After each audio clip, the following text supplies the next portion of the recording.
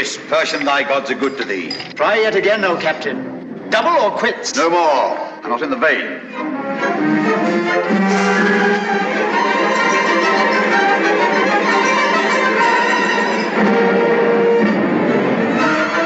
Captain, a stranger approaches. Stand! Who goes there? The bearer of evil tidings. Pass him in.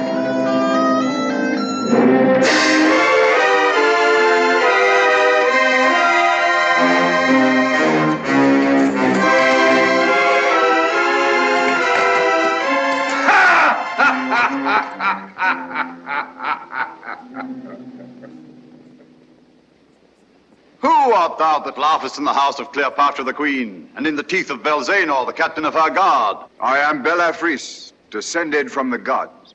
Hail, cousin. Hail, cousin. All the queen's guards are descended from the gods, save myself.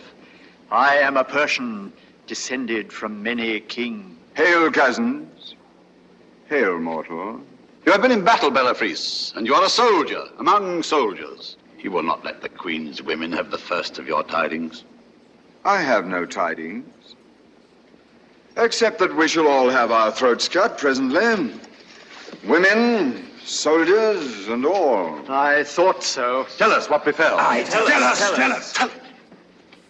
Know then that I serve in the guard of the Temple of Ra here in Memphis. We went to Alexandria to inquire of King Ptolemy how we of Egypt should deal with the Roman Pompey, newly come to our shores after his defeat by Caesar at Pharsalia. Caesar defeated Pompey? Does Roman then fight Roman? Even as Egyptian fights Egyptian. What did you learn from the queen's brother Ptolemy, the pretender? We learnt that Caesar is coming also in hot pursuit of his foe, and that Ptolemy has slain Pompey.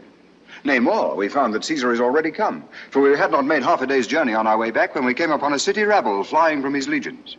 And ye, the temple guard, did you not withstand these legions? What men could, that we did.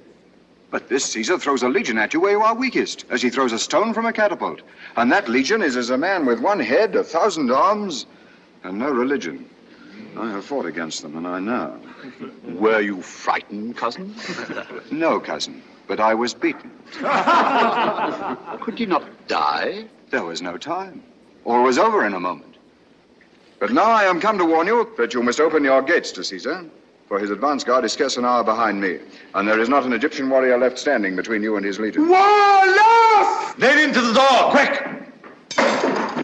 Now this news will run through the palace like fire through stubble. What shall we do to save the women from the Romans? Why not kill them? Because we should have to pay blood money. Better let the Romans kill them. It's cheaper. Oh, subtle one, oh, serpent. But your queen. True, we must carry off Cleopatra. I will take her on the crupper of my horse. What's the matter now? The sacred white cat has been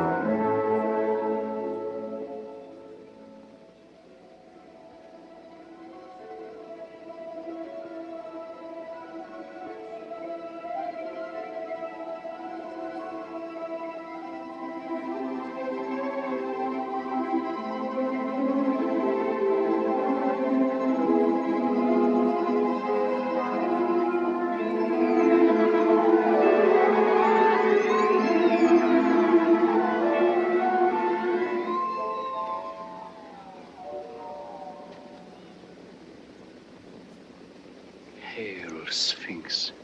Salutation from Julius Caesar. I have wandered in many lands, seeking the lost region from which my birth into this world exiled me, and the company of creatures such as I myself. I found flocks and pastures, men and cities, but no other Caesar. No heir native to me, no man kindred to me. None who can do my day's deed or think my night's thought. In the little world yonder, Sphinx, my place is as high as yours in this great desert. Only I wander, and you sit still. I conquer, and you endure. I work and wonder. You watch and wait. Sphinx, you and I, strangers to the race of men, are no strangers to one another. Have I not been conscious of you and of this place since I was born? Rome is a madman's dream. This is my reality. My way hither was the way of destiny. But I am he of whose genius you are the symbol. Part brute, part woman, and part God. Nothing of man in me at all. Have I read your riddle, Sphinx? Old gentleman. Immortal gods. Old gentleman, don't run away. Old gentlemen, don't run away. This to Julius Caesar. Old gentleman.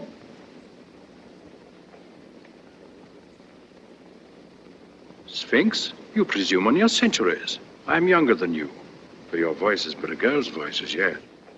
Climb up here, quickly, or the Romans will come and eat you. A child at its breast. A divine child. Come up, quickly. You must get up at its side and creep round. Who are you? Cleopatra, Queen of Egypt. Queen of the Gypsies, you mean? You mustn't be disrespectful to me, or the Sphinx will let the Romans eat you. Come up. It's quite cozy here. What a dream. What a magnificent dream. Only let me not wake.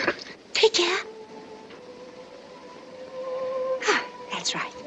Now, sit down. You may have the other paw.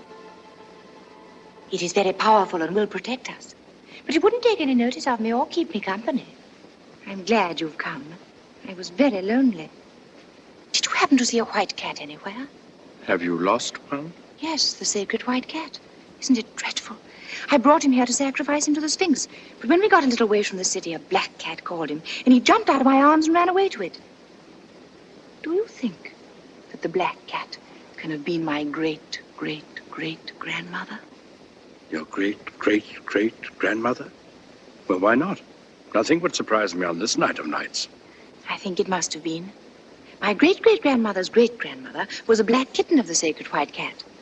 And my blood is made with Nile water. That is why my hair is so wavy.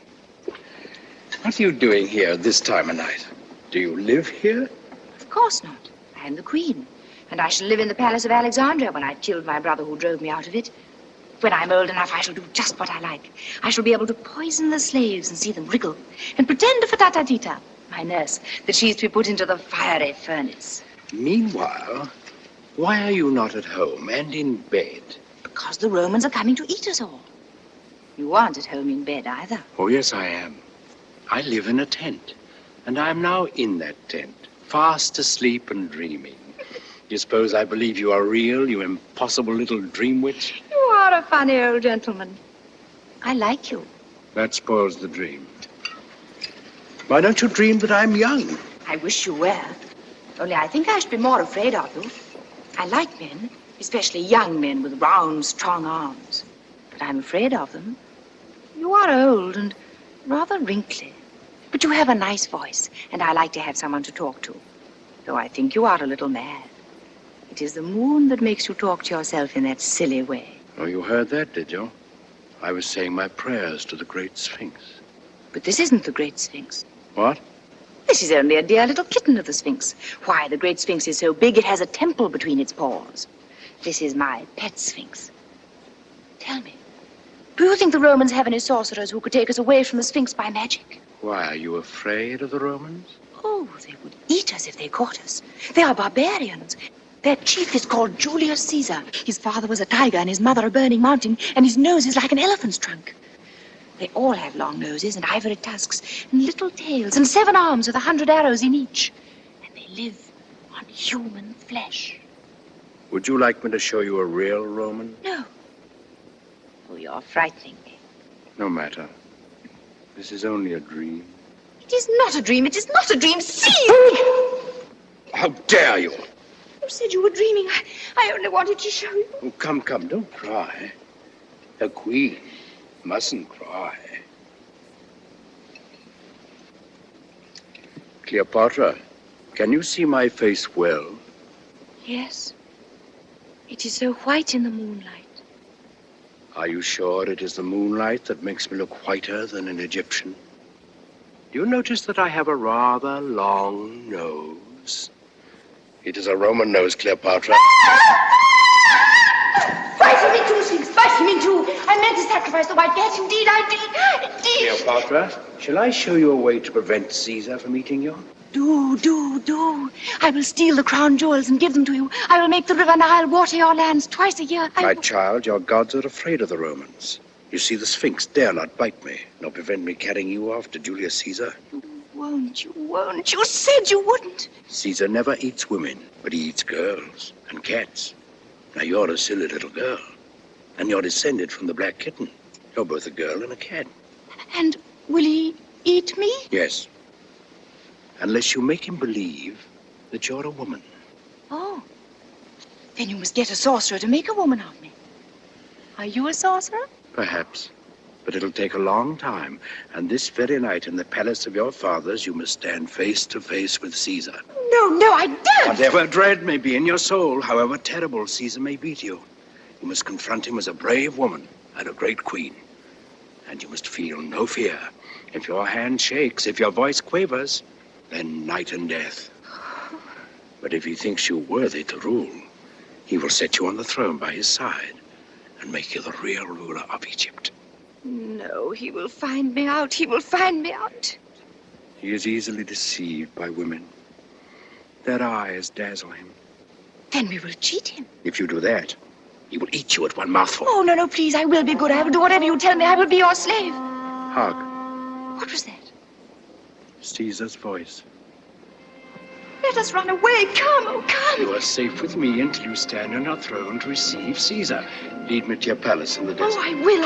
Come. The gods are angry. Do not feel the earth shaking. It is the tread of Caesar's legions. This way, quickly. And let us look for the white cat as we go. It is he who has turned you into a Roman. Incorrigible.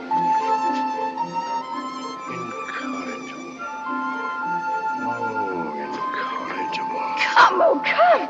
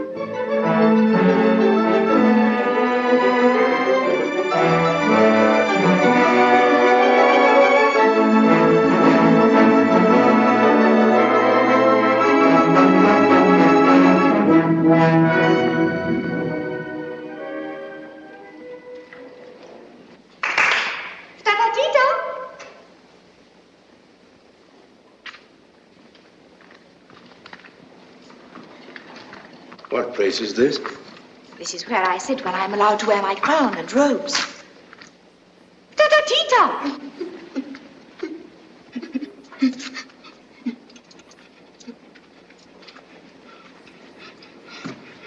Order the slave to light the lamps. Do you think I may? Of course. You're the queen. Go on. Light all the lamps. Stop!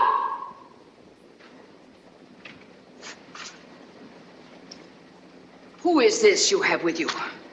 How dare you order the lamps to be lighted without my permission? Who is she? Tata Tita. Chief I nurse. speak to the Queen. Be silent. Is this how your servants know their place? Send her away. Do as the Queen has bidden. You are the Queen. Send her away. Tata Tita, dear. You must go away. Just for a little. You're not commanding her to go. You're begging her. You're no queen. You'll be eaten. Farewell. No. Don't leave me. Roman does not stay with queens who are afraid of their slaves. I am not afraid. Indeed, I am not afraid. We shall see who is afraid here. Cleopatra. On your knees, woman. Am I also a child that you dare trifle with me? Slave? Can you cut off a head?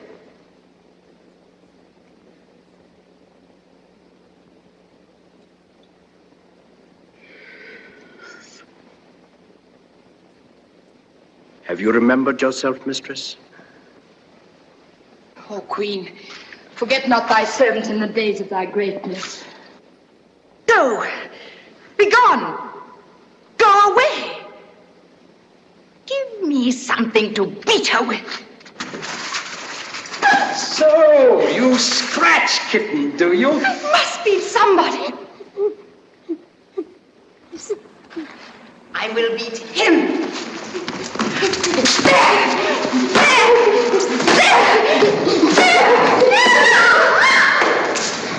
I am a queen at last. A real queen. Cleopatra, the queen.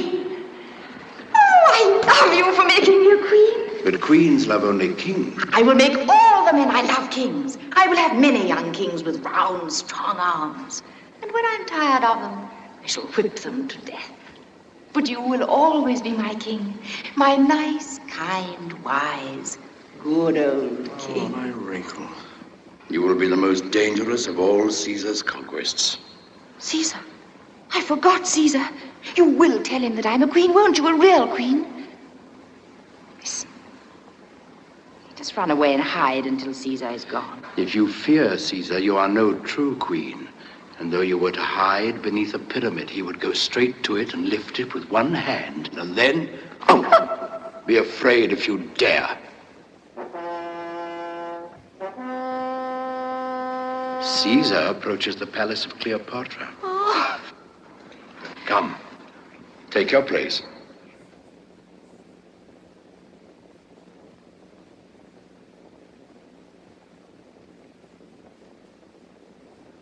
Ho there, Tita Tota. How'd you call your slaves? Clap your hands.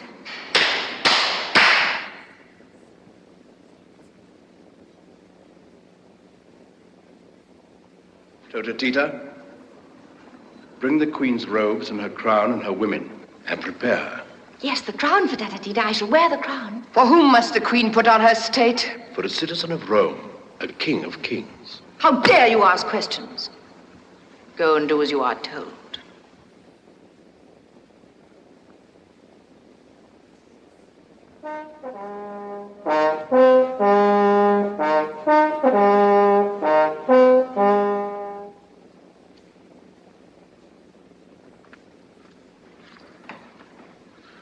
Of all the queen's women, these two alone are left. The rest have fled. Two are enough. For Caesar generally has to dress himself. The Queen of Egypt is not a Roman barbarian. Be brave, my nursling. Hold up your head before this stranger. Are you trembling? No, I... You must tell Caesar that I am the queen. You will not ask me. He will know Cleopatra by her pride, her courage, her majesty, and her beauty.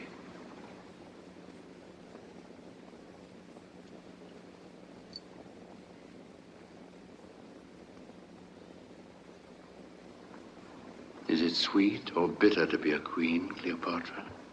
Bitter. Cast out fear, and you will conquer Caesar. Ho! Ho, sentinel! Fly! Fly! Fly!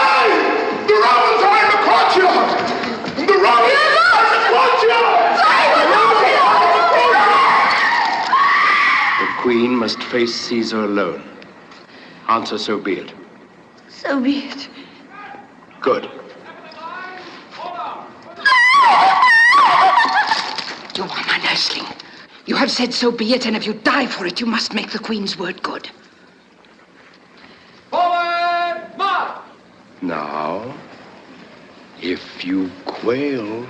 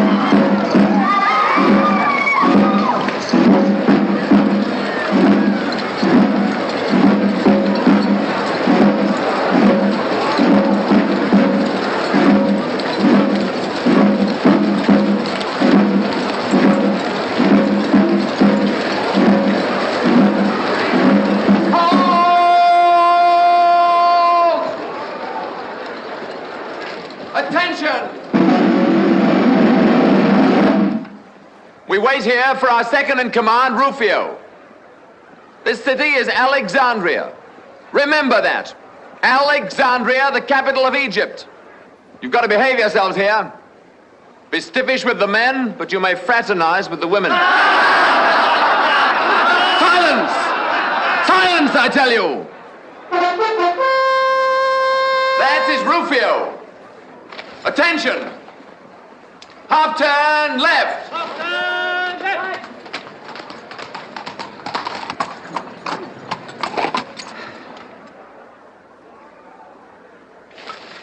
Centurion. Sir. See that building? That's the Royal Palace. Caesar's in there. I'm going now to join him. Keep a platoon of picked men within call. They may be wanted. Picked men, you understand. Yes, sir. What are these Romans? Peasants brought up to scare crows, sons of smiths, millers, and tanners. And are we not nobles, consecrated to arms, descended from the gods? The gods are not always good to their poor relations. Oh, subtle one, oh serpent. 16, 18, 24. Let us wait and take sides with the winner. Ptolemy. Cleopatra. Cleopatra or Ptolemy? The king of Egypt has a word to speak. Peace for the king's word. Take notice of this, all of you. I am the firstborn son of Auletes, the flute blower, who was your king. My sister Berenice drove him from his throne and reigned in his stead. But... The gods would not suffer. Yes, the gods would not suffer. The gods... Impiety. I forget what the gods would not suffer. The king wished to say the gods would not suffer the impiety of his sister to go unpunished. Yes, I remember the rest of it. Therefore the gods sent a stranger, one Mark Antony, a Roman captain of horsemen, across the sands of the desert, and he set my father again upon the throne. Now? And now that my father is dead, my sister Cleopatra would snatch the kingdom from me and reign in my place. But the gods would not suffer. Will not maintain. Oh, yes, will not maintain such iniquity, but with the help of the witch, Patata Tita, she has cast a spell on the Roman Julius Caesar to uphold her false pretense to rule Egypt. Take notice, then, that I will not suffer. I will not suffer. What is it that I will not suffer now? The king will not suffer a foreigner to take from him the throne of our Egypt.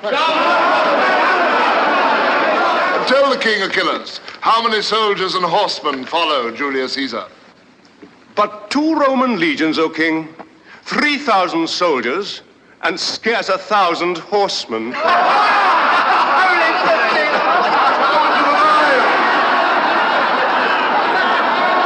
Peace, ho!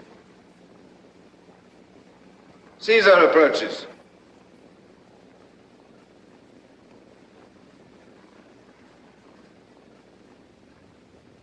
The king permits the Roman commander to enter.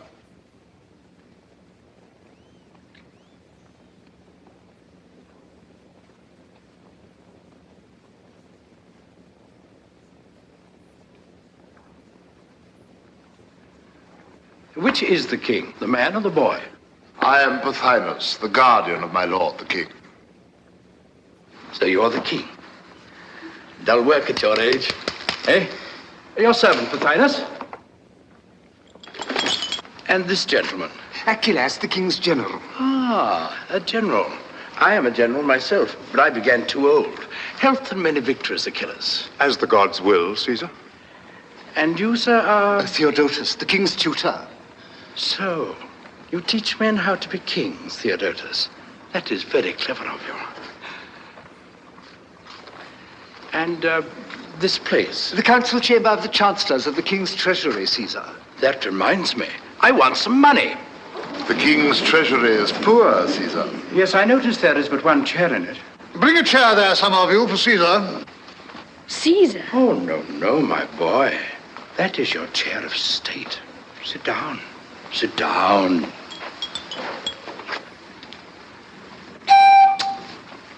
A chair for Caesar.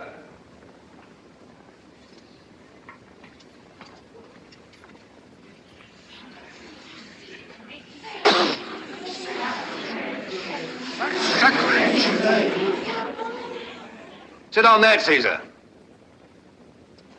Oh, I forgot. I had not made my companions known to you, Pothinus.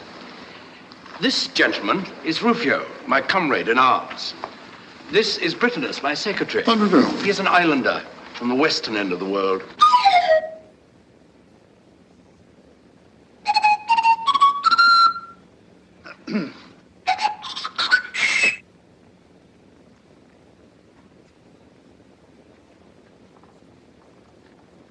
Caesar, the tax returns. A surplus, as you predicted. Now, Pothinus, to business. I want 16,000 talents. Impossible. There is not so much money in the king's treasury. The royal taxes have not been collected for a whole year. Oh, yes, they have, Pothinus. My officers have been collecting them all morning. Is it possible that Caesar, the conqueror of the world, can find time to occupy himself with such a trifle as our taxes? My friend, taxes are the chief business of a conqueror of the world. You must pay, Pothinus, but in return for your bounty, I will settle this dispute about the throne for you, if you will. You say the matter has been at issue for a year. May I have 10 minutes at it? And you will do as you please, doubtless. Good. But first, let us have Cleopatra here. Cleopatra, she is not in Alexandria. I think she is. Call Tota Tita. Oh, there, Tita Tota!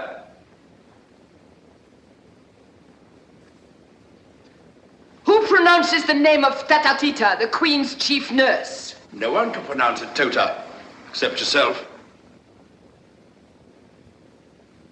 Where's your mistress? Will the Queen favor us with her presence for a moment? Am I to behave like a queen? Yes. You may go, Tatatita.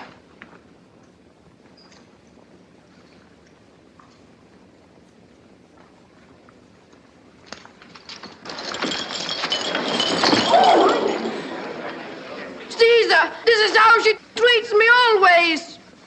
If I am king, why is she allowed to take everything from me? You are not to be king, you little crybaby. You are to be eaten by the Romans. Come here, my boy, and stand by me.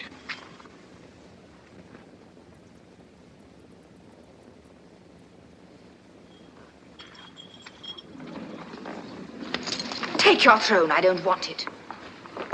Go this instant and sit down in your place. Go, Ptolemy. Always take a throne when it's offered you. Now, Pothinus. Aren't you going to speak to me? Be quiet. Open your mouth again before I give you leave, and you shall be eaten. I am not afraid. A queen must not be afraid. Eat my husband there if you like. He's afraid. Your husband? What do you mean? That little thing. Husband. Caesar, you're a stranger here and do not know our laws. The kings and queens of Egypt may not marry except with their own royal blood. Ptolemy and Cleopatra are born king and consort, just as they're born brother and sister. Caesar, this is not proper. Not proper? I say it is a scandal. Scandal or not, my friend, it opens the gates of peace. Hear then what I propose. Hear, Caesar, there. Ptolemy and Cleopatra shall reign jointly in Egypt. Monstrous! Peace with honor, Pothinus? What conceit! A Roman trick! No! We will not have it!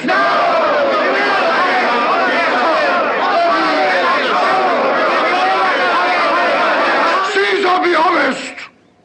The money you are demanding is the price of our freedom. Take it and leave us to settle our own affairs. Yes, go back to your own country. Egypt belongs to us, not to you. Egypt for the Egyptians! For the Egyptians! Do you forget there's a Roman army of occupation here, left by Aulus Gabinius when he set up your toy king for you? And now, under my command, I am the Roman general here, Caesar. And also the Egyptian general, eh? That is so, Caesar. So you can make war on the Egyptians in the name of Rome, and on the Romans, on me, if necessary, in the name of Egypt. That is so, Caesar. And which side are you on at present, if I may presume to ask, General? On the side of the right and of the gods. How many men have you? That will appear when I take the field. Are your men Romans? If not, it doesn't matter how many there are. We shall see, my friend. It is useless to try to bluff us, Rufio. Caesar has been defeated before, and he may be defeated again. What can you do with 4,000 men? And what can you do without money? Away with you! Go back to your den. Away with you!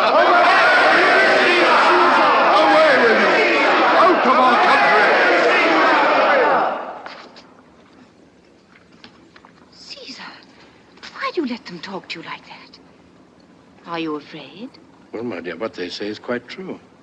But if you go away, I shall not be queen. I shall not go away until you are queen.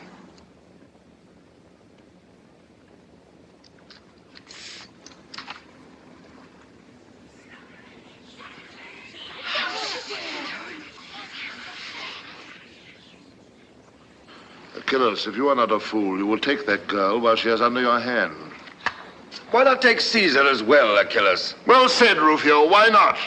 Try it, Achilles. Try it. Yes, take Caesar and hold it.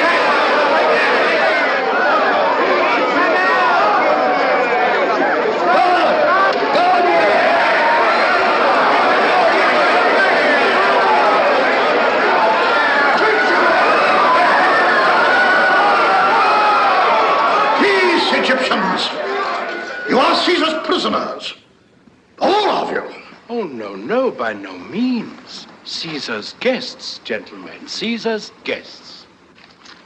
Won't you cut their heads off? What, cut off your brother's head? Why not? He'd cut off mine if he got the chance. Wouldn't you, Ptolemy? I would. I will, too, when I grow up. Caesar, if you attempt to detain us... You will succeed, Egyptian. Make up your mind to that. The road to Rome is open, and you shall travel it, if Caesar chooses. I could do no less, Pothinus, to secure the retreat of my own soldiers. I am accountable for every life among them. I am the king's guardian. I stand on my right here. Where is your right? It is in Rufio's scabbard, my friend. I may not be able to keep it there much longer. And this is Roman justice. Not Roman gratitude, I hope. Is Caesar's life of so little account to him that he forgets that we have saved it? My life, is that all? Your life, your laurels, your future. I can call a witness to prove that but for us, the Roman army of occupation led by Pompey, the greatest soldier in the world, would now have Caesar at its mercy. Ho there, Lucius Septimius! Come forth and testify before Caesar. No. No. Yes, I say. Let the military tribune bear witness. Lucius Septimius!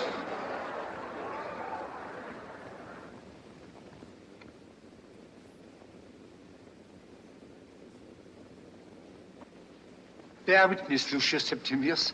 Caesar came to Egypt in pursuit of his foe. Did we shelter his foe? As Pompey's foot touched the Egyptian shore, his head fell by the stroke of my sword.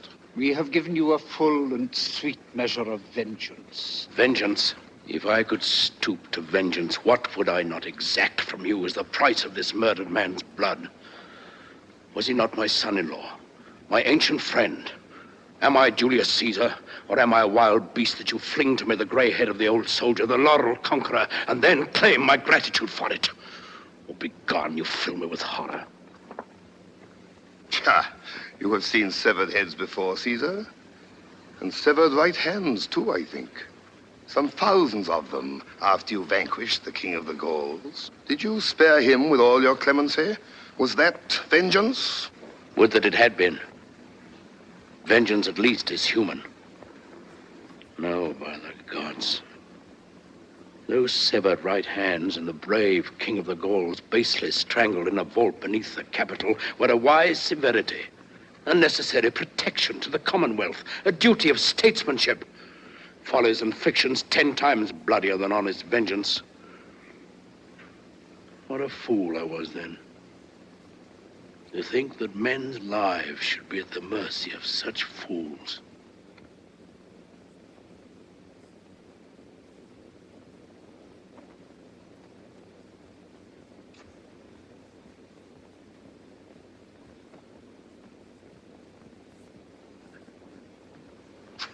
Lucius Septimius, pardon me.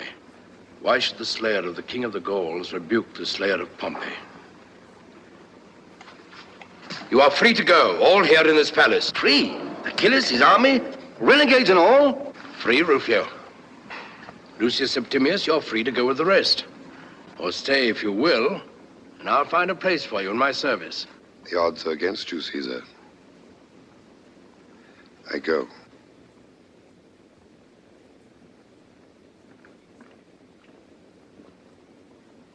Farewell. Come, Pothinus, Achilles, whilst there is yet time.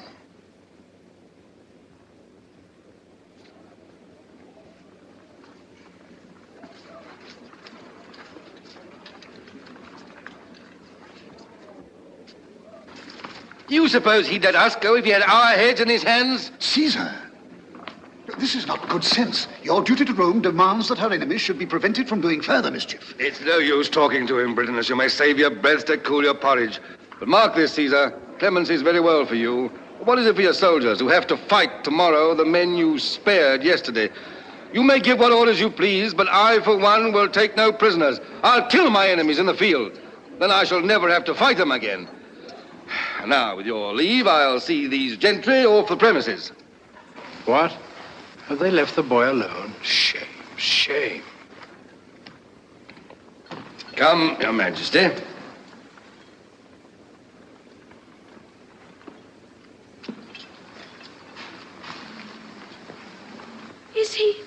Is he turning me out of my palace? You're welcome to stay if you wish. Go, my boy, I'll not harm you. But you'll be safer away among your friends. Here you're in the lion's mouth. It's not the lion I fear, but the jackal. Brave boy. Little silly. You think that very clever. Bitterness, attend the king. Give him in charge of that Pothinus fellow.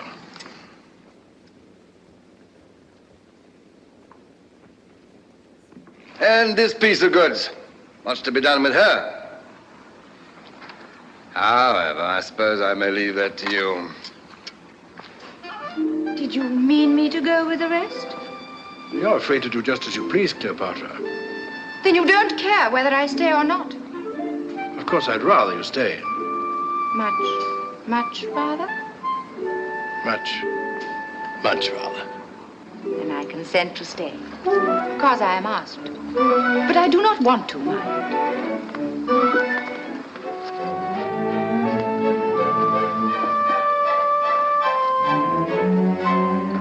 That is quite understood.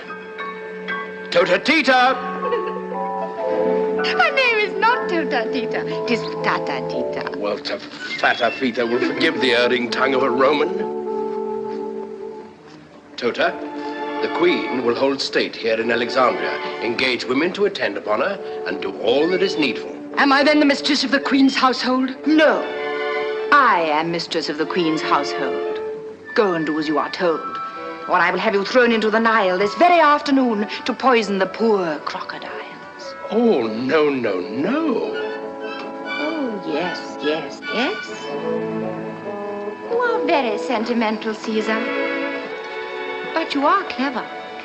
And if you do as I tell you, you will soon learn how to govern.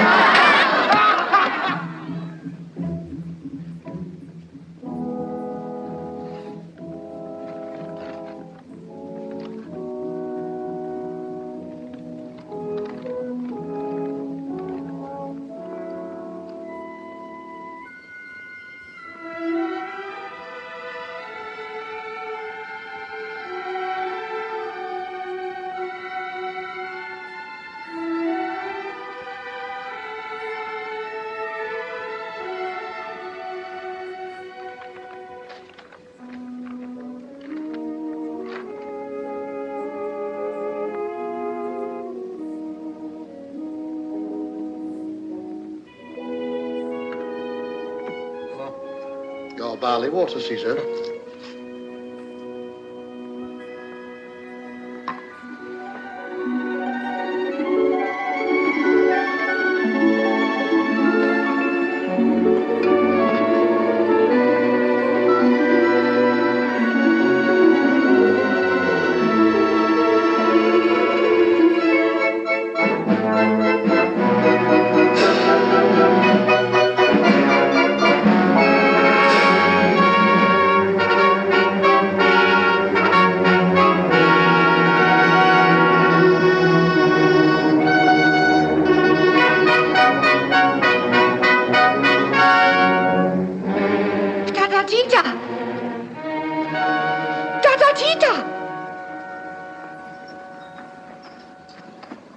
Get up, child. You must be bathed this morning.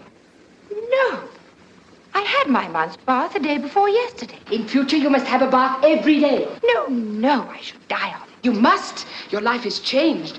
You are still my child, but to all others, you are now a grown woman and a queen. Yes, I am a queen. Tata, what will Caesar do with me? Ask rather what you will do with him. Oh, my child. child, you have charmed him. You are safe, you are powerful. I will guide you until you learn how to guide yourself. Fear nothing. Who could fear Caesar? He's not great and terrible. He's only an elderly gentleman, rather sad-looking and wrinkled, but very kind. He is a magician. And magicians can change their shapes as they please.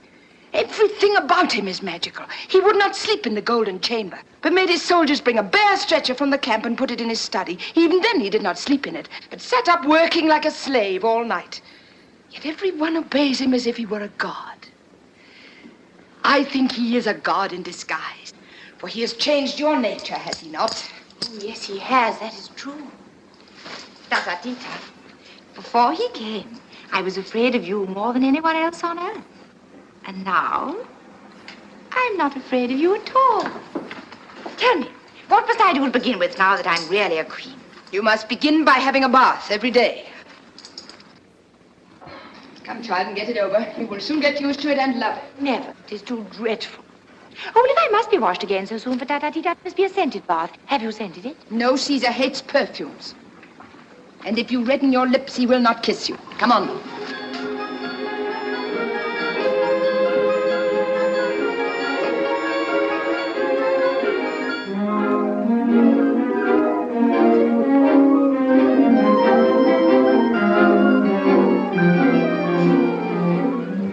Must indeed be a god.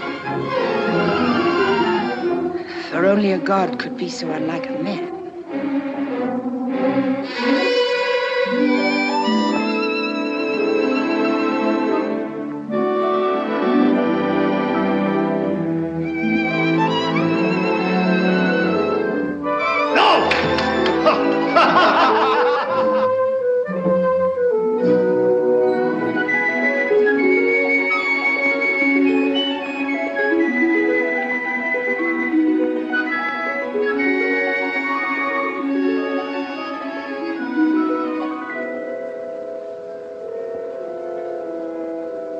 Cleopatra, I really think I must eat you after all. You mustn't talk to me now as if I were a child. You have been growing up since the Sphinx introduced us that night. I think you know more than I do already. No, that would be very silly of me. Of course I know that, but... Are you angry with me? No. Then why are you so thoughtful? I have work to do. Work? What nonsense! You must remember you are a king now. I've made you one. Kings don't work. And who taught you that, little kitten, eh? My father was king of Egypt, and he never worked. Well, he lost his throne. And how did he get it back again? I will tell you. A beautiful young man with strong, round arms came over the desert with many horsemen and gave my father back his throne. I was only 12 then. Oh, I wish he would come again now that I am a queen. I would make him my husband. It might be managed, perhaps. For it was I who sent that beautiful young man to help your father. You know him? Has he come with you? Oh, I wish he had. I wish he had.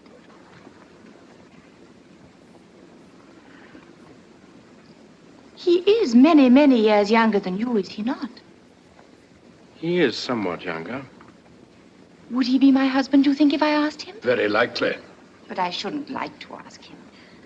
Could you not persuade him to ask me without knowing that I wanted him to? My poor child. Why do you say that as if you were sorry for me? Does he love anyone else? I'm afraid so. Then I shall not be his first love. Not quite the first. He is greatly admired by women. Oh, I wish I could be the first. But if he loves me, I will make him kill all the rest. Tell me, is he still beautiful? Do his round, strong arms shine in the sun like marble? He is in excellent condition, considering how much he eats and drinks. Oh! You mustn't say common earthly things about him. I love him. He is a god. What is his name? His name is Mark Antony. Mark Antony. Mark Antony. Mark Antony. What a beautiful name. Oh, I love you for sending him to help my father. You must run away for a little and send my secretary to... No. I want to stay and hear you talk about Mark Antony. But if I don't get to work, Pothinus and the rest of them will cut us off from the harbor, and then the road to Rome will be blocked. No matter. I don't want you to go back to Rome.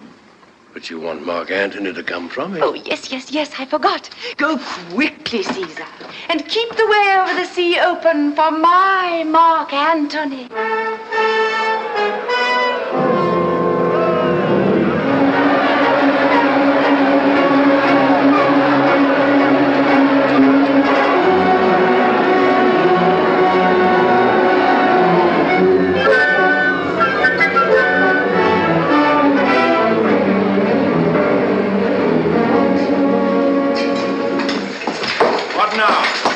Caesar, and 2 of my comrades killed in the marketplace. Why? There's an army come to Alexandria, calling itself the Roman army. The Roman army of occupation. Commanded by one Achilles. Well? The citizens rose against us when the army entered the gates. They set upon us. I cut my way out. Good, I'm glad to see you alive. Rufio, we're besieged. What? Already? Caesar! Yes, I know. Combert, give the word to turn out on the beach and stand with the boats. Get your wound attended to. Britain, let's go with him. Rufio? We have some ships in the West Harbor. Burn them. Burn them? Take every boat we have in the East Harbor and seize the Pharos, that island with the lighthouse. Leave half our men behind to hold the beach and the quay outside this palace. That's the way home to Rome. For the rest, Egypt for the Egyptians. Well, you know best, I suppose. That all? That's all. Those ships burnt yet? Be easy, I shall waste no time. Caesar, Pothinus demands speech with you. Where is he? Waits in the council chamber. In my opinion, he needs a lesson. His manner is most insolent.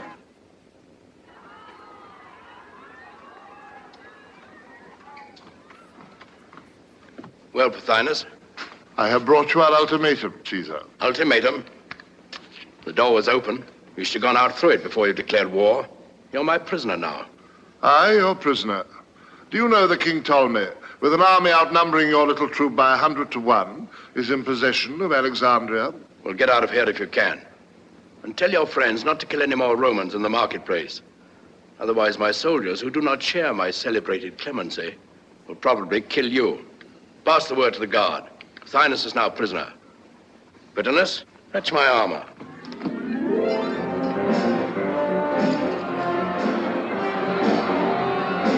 Caesar! Caesar!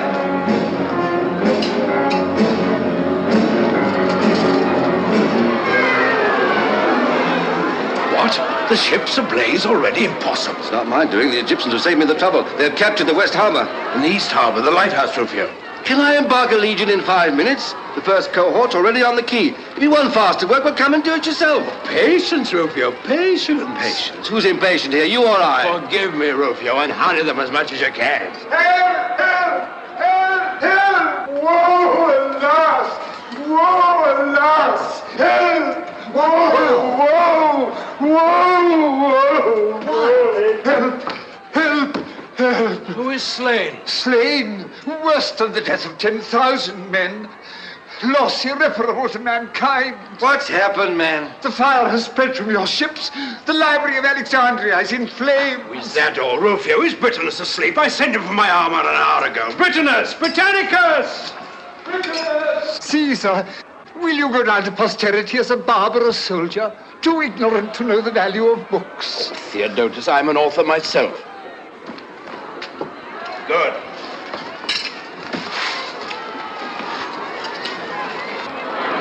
What is burning there is the memory of mankind. A shameful memory. Let it burn. Would you destroy the past? Aye, and build the future with its ruins.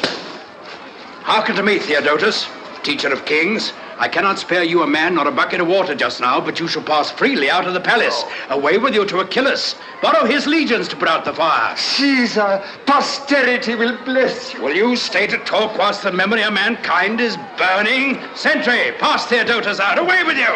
Away with you! I must save the library. What's this? You let him go? More clemency. I have let him go to save the library. We must respect literature, Rufio. Folly on folly's head. Besides, every Egyptian we imprison means imprisoning 2 good Roman soldiers to guard him, eh? I might have known there was some fox's trick behind your fine talking. All ready there! All ready! We wait for Caesar! Tell them Caesar's coming, the rogues. Oh, Caesar's guard there. Push off. All except the longboat. Stand by it to embark.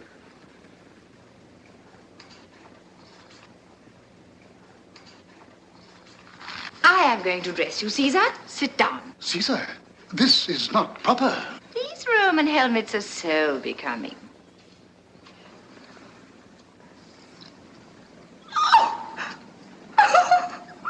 What are you laughing at? You're bald! Cleopatra. So that's why you wear the wreath. To hide it. Peace, Egyptian. They are the bays of the conqueror. Peace thou, islander. Oh. You should rub your head with strong spirits of sugar, Caesar. That will make it grow. Cleopatra, do you like to be reminded that you're very young? No. Rather do I like to be reminded that I'm middle-aged. Now.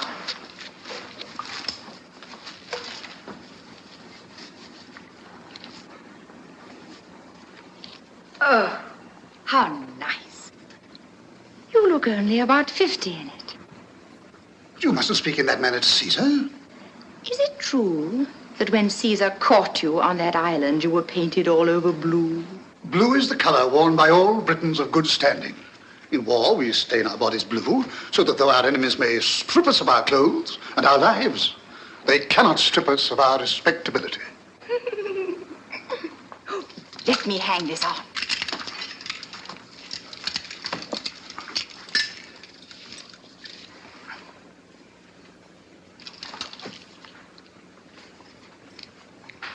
Now, you look splendid.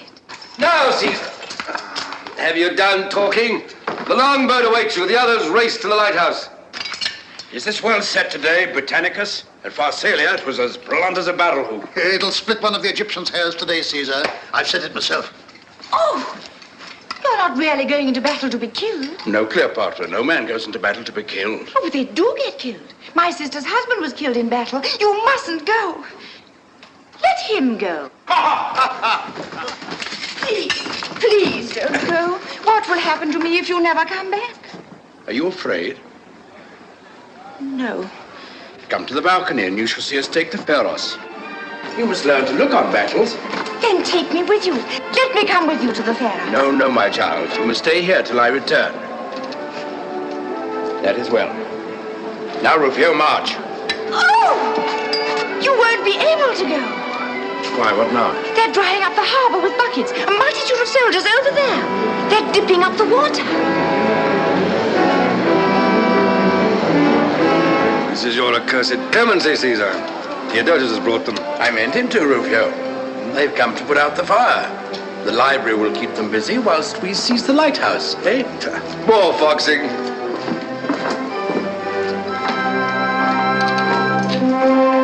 Caesar! Cleopatra, if all goes well, I shall be back this evening.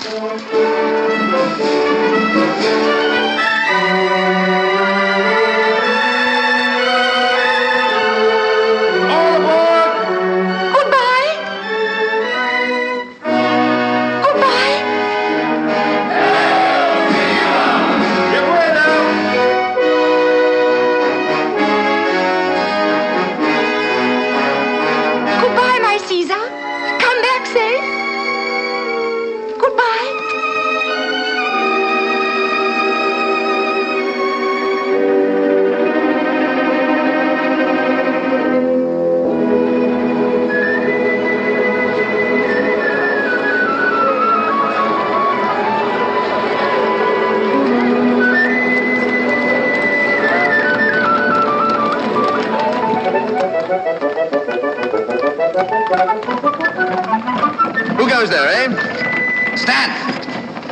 Who are you? Centurion, I am Apollodorus, a Sicilian. My calling is to choose beautiful things for beautiful queens.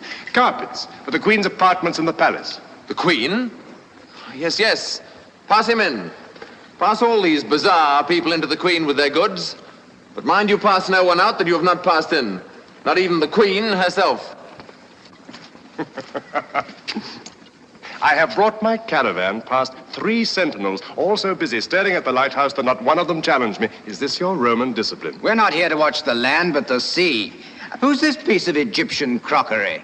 Apollodorus, rebuke this Roman dog, and bid him bridle his tongue in the presence of the mistress of the queen's household. This is a great lady who stands high with Caesar. Tatatita! What are you dreaming of? Tatatita! No, you must not come. There are men here. Oh, that ever I was born. Tatatita, I've thought of something. I want... Hey! Whither shall I row, my queen? To the lighthouse, come! Stand! You cannot pass. How dare you? Do you know that I am the queen? I have my orders. You cannot pass. Tatatita, strangle him. Keep off there. Pass on to the palace and take the queen in with you. And how if I do neither? Then I'll drive this pylon through you. At your service, my friend. Help him, help him. I shall not need help, my lady.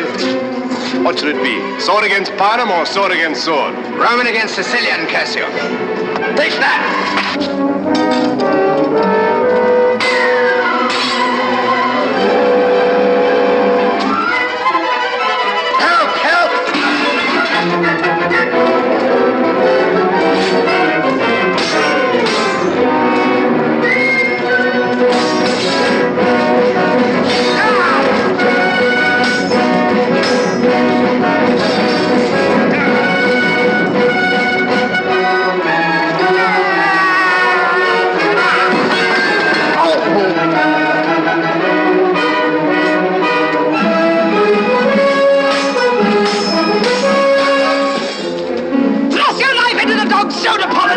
Let me go. Oh, there, God. Help! Help the little Roman reptile! Spit him on your sword! What is this? Make your report, soldier. This old woman's dangerous. She's as strong as 3 men. Centurion, he would have slain the queen. So I would sooner than let her pass. Cleopatra, I am loath to offend you, but without Caesar's express orders, I dare not let you pass beyond the Roman lines. You must withdraw into the palace and examine your carpets there. I will not. I am the queen. Caesar doesn't speak to me as you do. Have Caesar's centurions changed manners with his scullions? I do my duty. That is enough for me. Majesty, when a stupid man is doing something he is ashamed of, he always declares it's his duty. As for you, Apollodorus, you may thank the gods you are not nailed to the palace door with a pylon for your meddling. Is this woman your wife? Jupiter, no! Not that the lady is not a very striking figure in her own way, but she is not my wife. Roman, I am Tatatita, the mistress Keep your hands off my men, mistress, or I'll have you pitched into the harbor though you were as strong as 10 men. We shall see whom Isis loves best. Her servant Tatatita or a dog of a Roman. 2 more men to this post here. See that no one leaves the palace but this man and his merchandise. If he draws his sword again, kill him.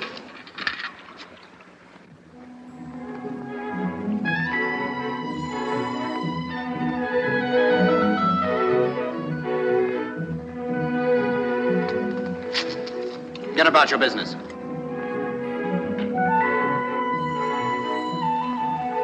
You ought to know better. Off with you.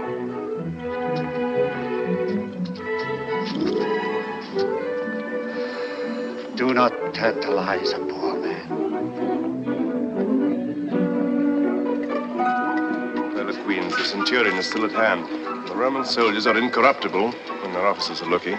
I shall have to carry your word to Caesar. Are these carpets very heavy? It matters not how heavy. There are plenty of porters. How do they put them into the boats? Do they throw them down? Not into the small boats, Majesty. It would sink them. Not into that man's boat, for instance. No, too small. But you can take a carpet to Caesar in it if I send one. Assuredly. And you will have it carried gently down the steps and take great care of it. Great care. More than of my own body. Good. Come, Tatatita. No, Apollodorus, you must not come. I'll choose my carpet myself. You must wait here. Follow this lady. Obey her. This way. And take your shoes off before you put your feet on those stairs. Listen, were you sent here to watch me or watch the Egyptians? We know our duty. Well, then why don't you do it? Look! The Egyptians are moving. They're going to recapture the Pharos. They will attack by land and sea along the Great Mole.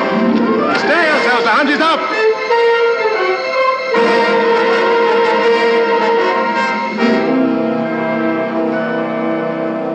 Centurion, reinforce the platoons on the mole. Yes, sir.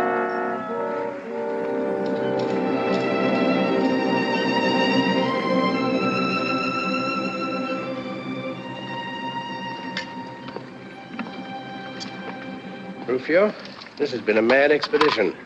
We shall be beaten. The Egyptians cannot be such fools as not to storm the barricade and swoop down on us here before it is finished. It's the first time I've ever run an avoidable risk. I shouldn't have come to Egypt. An hour ago, you were all for victory. Yes, I was a fool.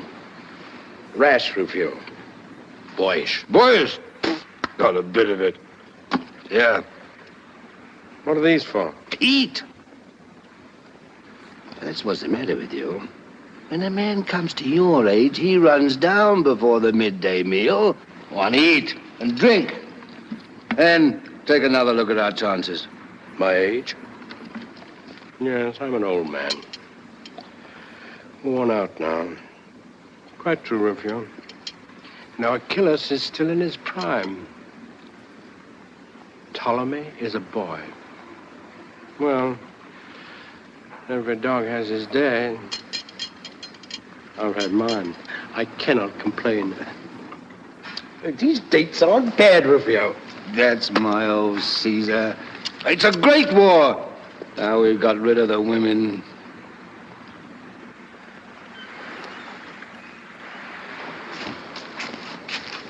You again? Keep your distance. Come within a yard of me, you old crocodile, and I'll give you this in your jaw. Peace, Roman fellow. You are now single-handed. Apollodorus, this carpet is Cleopatra's present to Caesar. It has rolled up in it 10 precious goblets of the thinnest Iberian crystal and 100 eggs of the sacred blue pigeon. On your honor, let not one of them be broken. On my head be it. Lay it carefully into the boat. Those eggs of which the lady speaks must weigh more than a pound apiece. This boat is much too small for such a load. Yes, yes, Lord! Ah, thou injurious porter. Oh, thou unnatural son of a she-camel. My boat can carry 5 men. Shall it not carry your lordship and a bale of pigeons' eggs? Oh, thou mangy dromedary. The gods shall punish thee for this envious wickedness. I cannot quit this vale now to beat thee, but another day I will lie in wait for thee. Peace there, all of you! In the name of the gods, Apollodorus, run no risks with that bale. Fear not, thou venerable grotesque. I guess its great worth. Into the boat with it gently, my sons, my children. Gently, dogs! So, 'tis well. Do not step on it! Do not step on it! Be not excited, mistress. All is well. Oh, thou brute beast, thou hast given my heart a turn. Here. You hungry ones? Robber of the poor. It's not enough!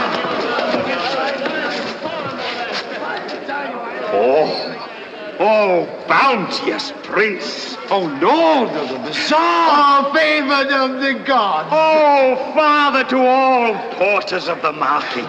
Farewell, Feratita. I shall be at the lighthouse before the Egyptians. The gods speed thee. Farewell, valiant pilum pitcher.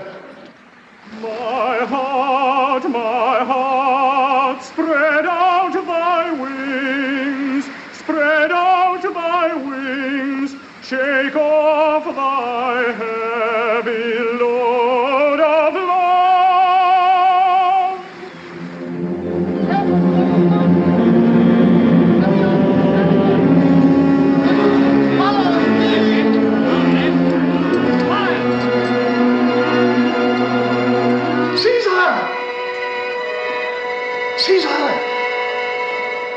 Caesar, our brave mariners have captured a treasure. Our enemies are delivered into our hands. In that bag? Wait till you hear, Caesar. This bag contains all the letters that have passed between our enemies. Well, we shall now know who your foes are. The name of every man who's plotted against you since you crossed the Rubicon may be in these papers, for all we know. Put them in the fire. Put them? In the fire. Do you have me waste years of my life condemning men who'll be my friends when I've proved that my friendship is worth more than that of my enemies? But your honor, the honor of Rome. I do not make human sacrifices to my honor as your druids do. Since you won't burn them, at least I can drown them. Caesar, this is mere eccentricity. Are all traitors to be allowed to go free for the sake of a paradox? Caesar, when the islanders finish preaching, call me again. Oh, Caesar, my great master. If only I could persuade you to regard life seriously as men do in my country. Do they truly do so, Britannicus? Well, have you not been there? Have you not seen them? What Briton speaks as you do in your moments of levity? What Briton neglects to attend the services at the sacred grove? What Briton wears clothes of many colors as you do, instead of plain blue, as all solid, well-esteemed men should? These are moral questions with us. Well, my friend, someday I shall settle down and wear a blue toga, perhaps. Meanwhile, I must get on as best I can in my flippant Roman way. What now?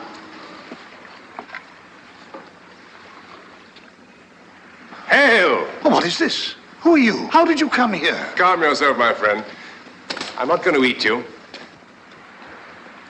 Hail, great Caesar! I am Apollodorus, a Sicilian, an artist. An artist? A vagabond? Peace, Mayor. Apollodorus is a famous patrician amateur. And I crave the gentleman's pardon. I understood him to say he was a professional.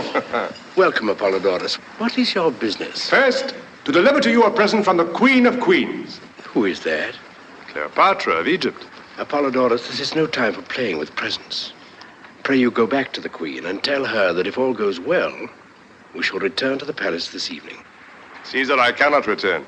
As I approached the lighthouse, some fool threw a great leathern bag into the sea.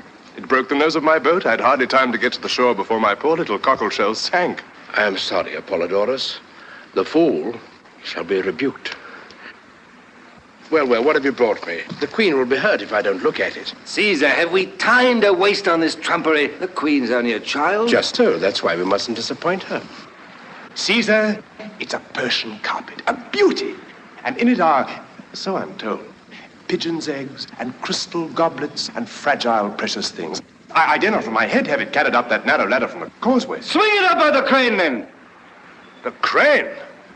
Oh, Caesar, I have sworn to tender this bale of carpet as I tender my own life. Then let them swing you up at the same time.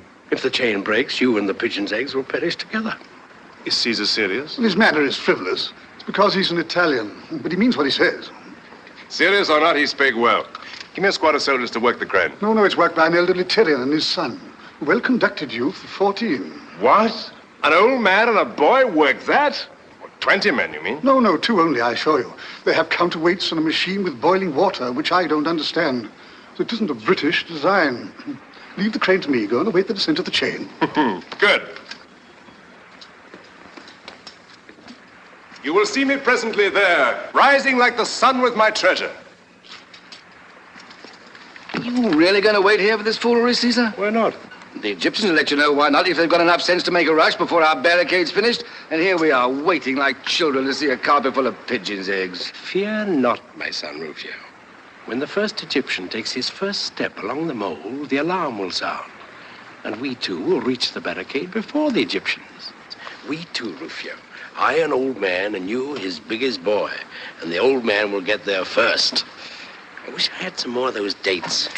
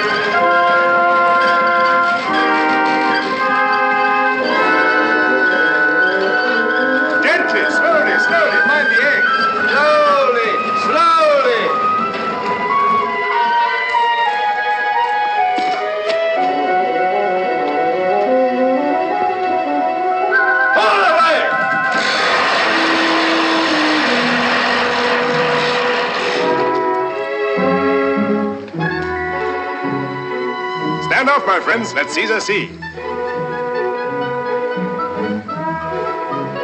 Nothing but a heap of shawls. Where are the pigeons' eggs? Approach Caesar and search for them in the shawls. Treachery. Stand back, Caesar. I saw the shawls move. There's something alive in there. Oh, it's a serpent. There, Caesar thrust his hand in where the serpent moves. Treacherous dog. Peace, put up your swords. Apollodorus, your serpent seems to breathe very regularly. Why, this is a pretty little snake. Let's have the rest of you. Thanks, Father. Oh, Caesar. A man stood on me in the boat, and then a great sack or something fell upon me out of the sky. Then the boat sank, and then I was swung up into the air and bumped down. Well, never mind. Here you are, safe and sound at last. Aye, now that she's here, what are we going to do with her? But, Caesar, this is not proper. She cannot stay here without the companionship of some matron. Shocking. Aren't you glad to see me? Yes, I'm very glad. Rufio is very angry, and Britannicus is shocked. You can have their heads cut off, can't you? Wouldn't be so useful with their heads cut off as they are now, my seabird. We shall have to go away presently and cut off some of your Egyptians' heads. How you like being left here with a chance of being captured by the little brother of yours if we're beaten, huh? You mustn't leave me alone, Caesar. You will not leave me alone, will you? What? Not when the trumpet sounds and all our lives depend upon Caesar being at the barricade before the Egyptians, eh? Let them lose their lives. They are only soldiers. Cleopatra, when that trumpet sounds, we must take every man his life in his hands and throw it in the face of death. And of my soldiers who have trusted me, there's not one whose hand I shall not hold more sacred than your head. Polydorus, take her back to the palace. By a dolphin, Caesar, to cross the seas with young ladies on my back. My boat is sunk. Yours are either at the barricade or have returned to the city. Doesn't matter. I will not go back. Nobody cares for me. Oh, Cleopatra. You want me to be killed. My poor child, your life matters little here to anyone but yourself. Come, Rufio. Caesar, do not leave me. Caesar, we are cut off. The Egyptians have landed from the western harbor between us and the barricade. Rufio, my men of the barricade are lost. I've murdered them. Aye, that's what comes of fooling with this girl here.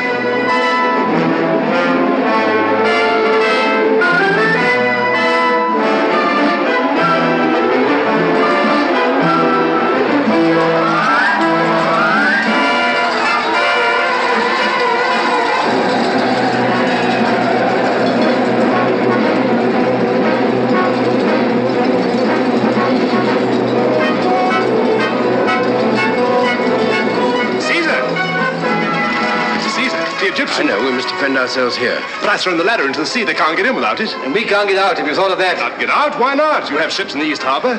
Our galleys are standing in towards us already. And pray, by what road are we to walk to the galleys? A road that leads everywhere, the diamond path of the sun and the moon. How far's the nearest galley? 50 fathom. No, nearly a quarter of a mile, Apollodorus. Defend yourselves here until I send a boat from that galley.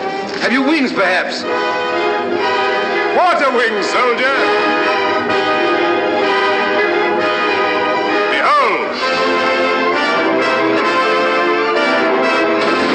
Bravo, Apollodorus! Bravo! By Jupiter, I will do that too, prisoners. Are you mad? You shall not. Why not? Can I not swim as well as he? Can an old fool dive and swim like a young one? Old? Rufio, you forget yourself. I'll race you to the galley for a week's pay, Father Rufio. Me!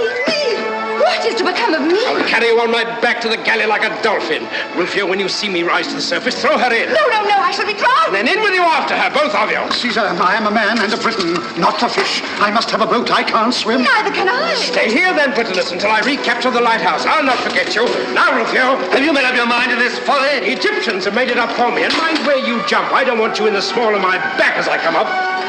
One last word, Caesar.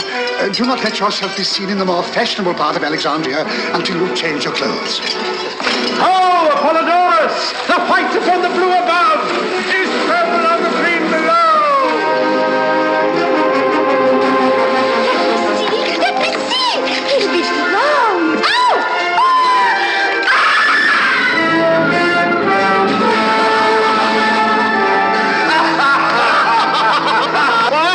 He's got her! Hold her forward, Britain! Caesar will not forget you!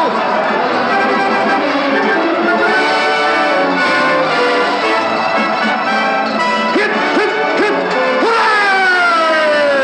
Hip, hooray!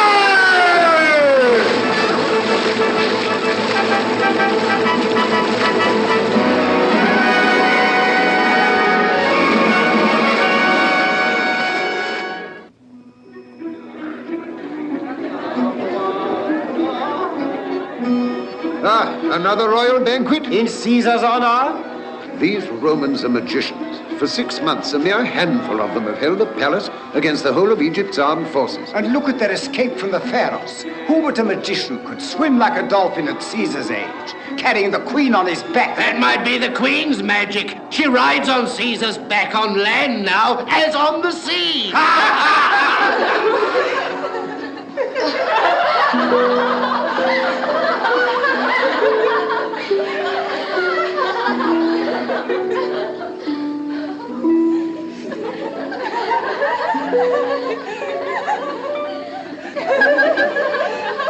You laugh. But take care.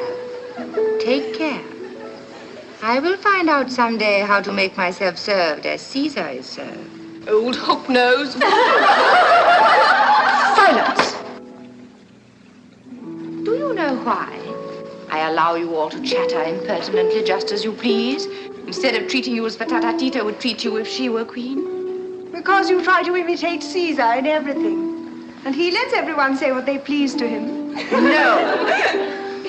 But because I asked him one day why he did so.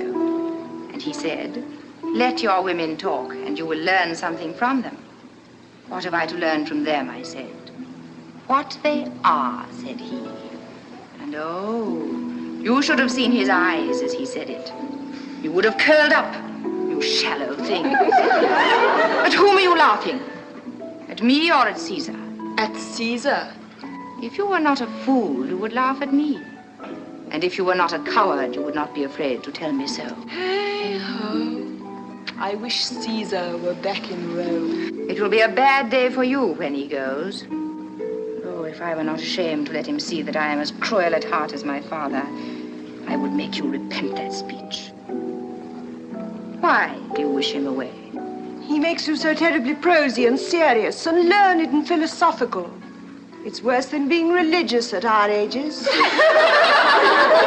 Cease this endless cackling, will you? Hold your tongues. Well, well, we must try and live up to Caesar. Pothinus craves the ear of the queen. I suppose he has bribed you to admit him to me? Now, by my father's gods. Have I not told you not to deny things? You all sell audiences to the queen, as if I saw whom you please and not whom I please. Go, take the bribe and bring in Pothinus. But don't answer me. Go.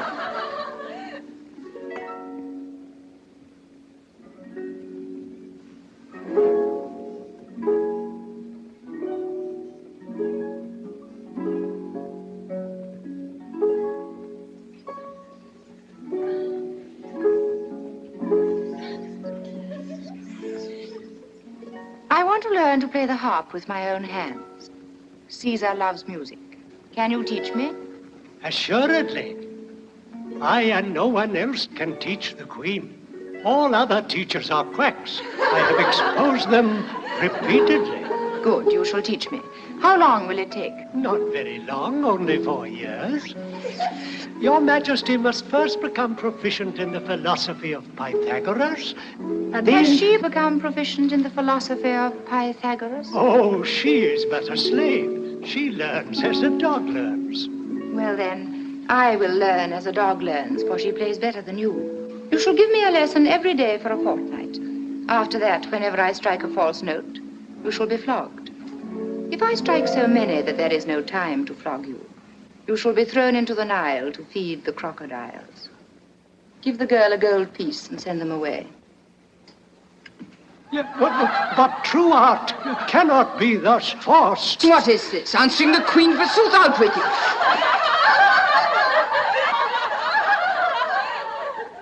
Well, Pothinus, what is the latest news from your rebel friends? I am no friend of rebellion, and a prisoner does not receive news. You are no more a prisoner than I am, than Caesar is. These 6 months we've been besieged in the palace by my subjects. You are allowed to walk on the beach among the soldiers. Can I go further myself? Or can Caesar? You are but a child, Cleopatra, and do not understand these matters. I see you do not know the latest news, Pothinus. What is that? That Cleopatra is no longer a child. Shall I tell you how to grow much older and much, much wiser? In one day. I should prefer to grow wiser without growing older. Well, go up to the top of the lighthouse and get someone to take you by the hair and throw you into the sea. She's right, Pothinus. You will come to the shore with much conceit washed out of you. Begone, all of you. I will speak with Pothinus alone.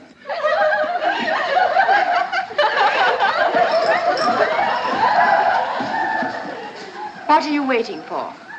It is not meet that the queen remain alone. Mustn't I sacrifice you to your father's gods, Patatatita, to teach you that I am Queen of Egypt and not you? You are like the rest of them.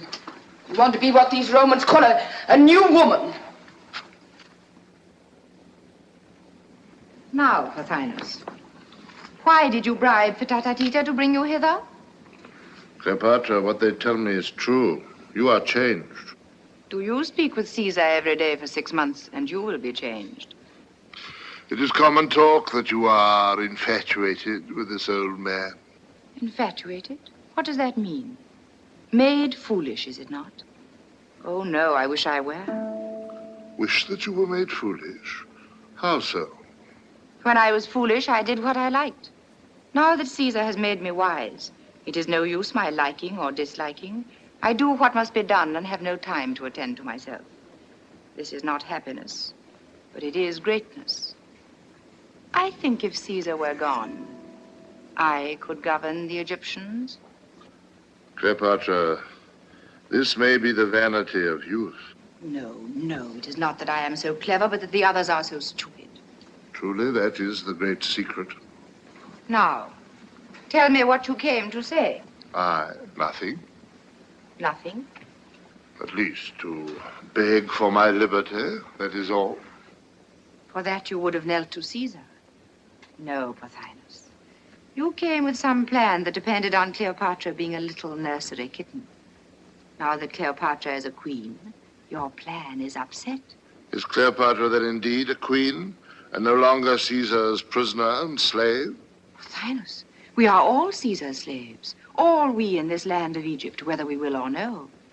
And she who is wise enough to know this will reign when Caesar departs. You harp on Caesar's departure. What if I do? Does he not love you? Love me? Pothinus, Caesar loves no one. He makes friends with everyone as he does with dogs and children. His kindness to me is a wonder. Neither mother, father, nor nurse have ever taken so much care of me, or thrown open their thoughts to me so freely. But how can you be sure that he does not love you as men love women? Because I cannot make him jealous. I have tried. Perhaps I should have asked then, do you love him? Can one love a god? Besides, I love another Roman. No god, but a man. One who can love and hate, and one whom I can hurt and would hurt me. Does Caesar know this?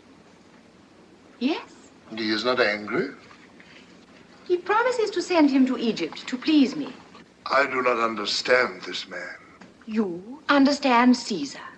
How could you? I do, by instinct. Your Majesty caused me to be admitted today. What message has the Queen for me? This. You think that by making my brother king, you will rule Egypt, because you are his guardian and he is a little silly. The Queen is pleased to say so. The Queen is pleased to say this also.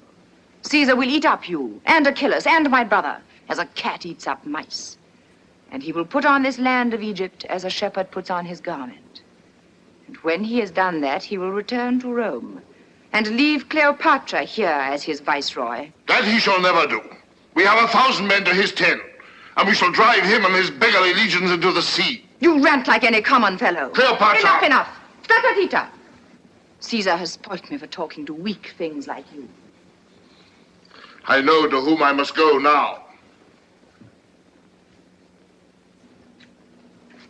Let me go forth from this hateful place. What angers you? The curse of all the gods of Egypt be upon her. She hath sold her country to the Roman, that she may buy it back from him with her kisses. Fool, did she not tell you that she would have Caesar gone? You listened? I took care that some honest woman should be at hand whilst you were with her. Mark this, mistress. You thought before Caesar came that Egypt should presently be ruled by you and your crew in the name of Cleopatra. I set myself against... Why, that it might be ruled by you and your crew in the name of Ptolemy. Well, better me, or even you, than a woman with a Roman heart. And that is what Cleopatra has now become. Whilst I live, she shall never rule. So guide yourself accordingly.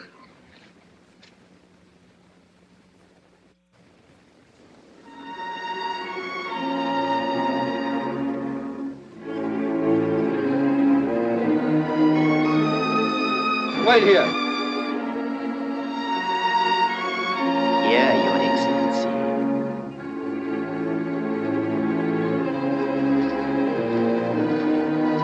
The Roman commander will await Caesar here.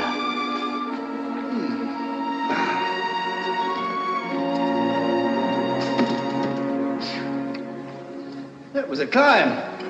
How high have we come? We are on the palace roof, O beloved of victory. Good. And the beloved of victory has no more stairs to get up. Caesar approaches.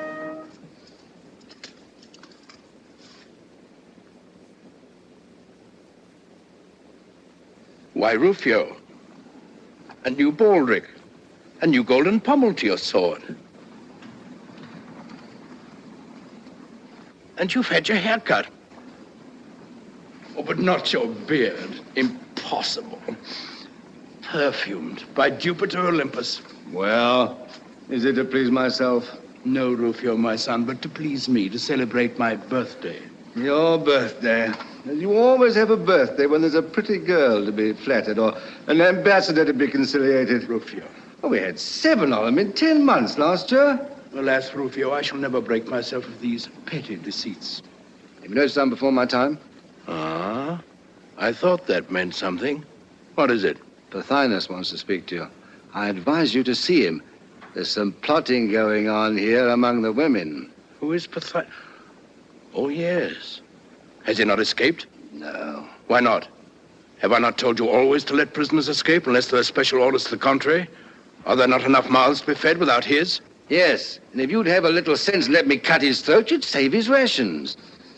Anyway, he won't escape. He prefers to stay and spy on us. And you want me to see him? Oh, I don't want anything. I dare say you'll do what you like. Don't put it on me. Well, well.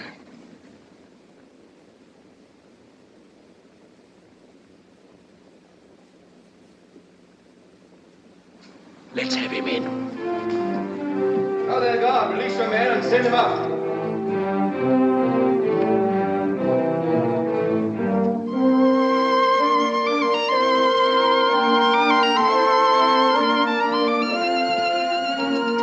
Who's to dine with us besides Cleopatra? Polydorus, the Sicilian. Oh, that popinjay. Come, the popinjay is an amusing dog. Tells a story, sings a song, and saves us the trouble of flattering the queen. Well, he can swim a bit and fence a bit. It might be worse if only he knew how to hold his tongue. But gods forbid he should ever learn. Ah, Pothinus. You're welcome.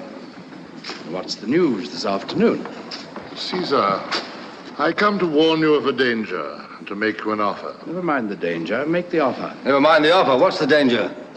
Caesar, you think that Cleopatra is devoted to you. My friend, I already know what I think. Come to your offer. I will deal plainly. I know not by what magic you have been enabled to defend a palace and a few yards of beach against a city and an army. But we know now that your gods are irresistible and that you are a worker of miracles. I no longer threaten you. Very handsome of you indeed. So be it. You are the master. Yes, yes, my friend.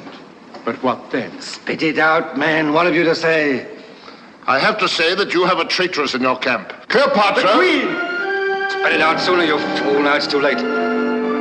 What is he doing here? Just going to tell me something about you. You shall hear it.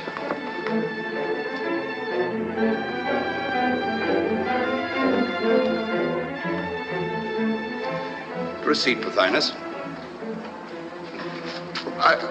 Caesar! Out with it.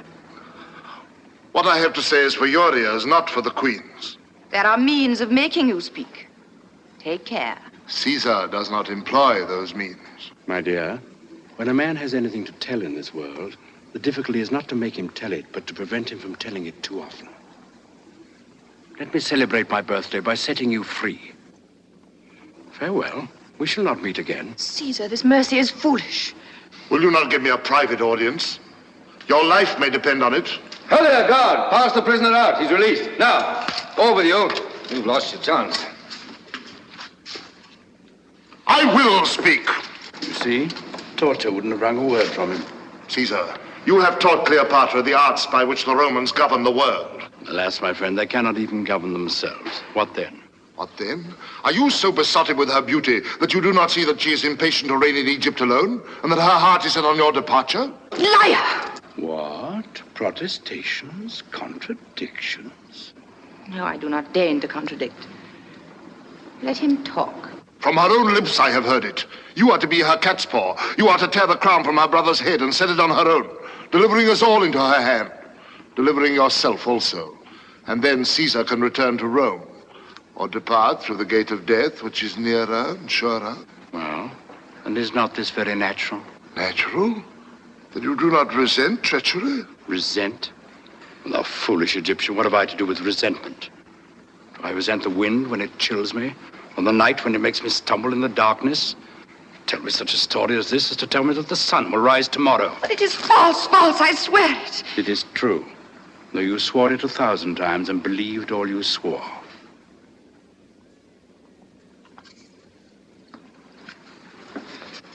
Come, Rufio, let us see Pothinus pass the guard. I have a word to say to him. I must give the Queen a moment to recover herself. Tell your friends, Pothinus, they mustn't think I'm opposed to a reasonable settlement of the country's affairs. Tatatita! Tatatita! Please, child, be comforted. Can they hear us? No, dear heart, no. If he leaves the palace alive, never see my face again. He?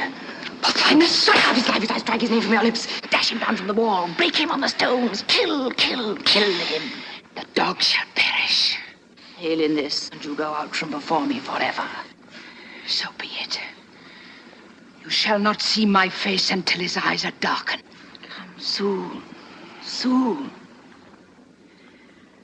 As the light dies, he shall die.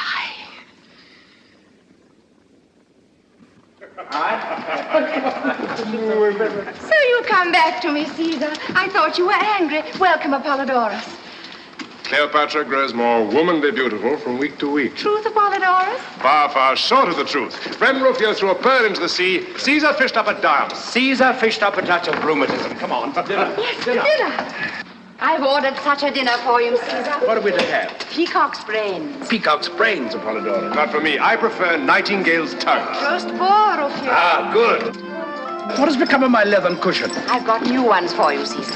These cushions, Caesar, are of Maltese gauze stuffed with rose leaves. Rose leaves? Am I a caterpillar? Oh, what a shame, my new cushion. What shall we serve to whet Caesar's appetite? Any oysters? Assuredly. British oysters? British oysters, of course. Oysters, then. Sea hedgehogs for me. Have we nothing solid to begin with? Field fares with asparagus. Fattened fowls, Rufio. Have some fattened fowls. Aye, that'll do. Field fares for me. Caesar will deign to choose his wine: Sicilian, Tuscan, Macedonian, Chianti. All Greek. Try the Sicilian, Caesar. Bring me my barley water. Bring me my Falernian. It's a waste of time giving you dinner, Caesar. My scullions would not condescend to your diet. Well, let's try the Falernian.